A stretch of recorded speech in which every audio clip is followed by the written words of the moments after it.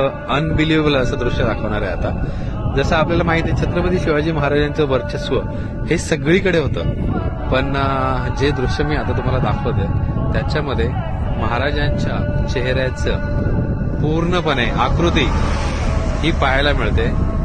जी समोर पर्वतरांग आहे तिकडे बघा, महाराजांची जिरेटोप, त्याच्यानंतर डोळे, नाक, होठ आणि दाढी हे सगळं बघा किती हुबेहूब पाहायला मिळते. तुमच्यापैकी किती जणांनी तिकडे येऊन हा अनुभव घेतलाय हे नक्की मला कॉमेंट सेक्शन मध्ये सांगा. पण खरंच अंगावर काटे आणणारं दृश्य हे आज मी अनुभव करतोय इथे.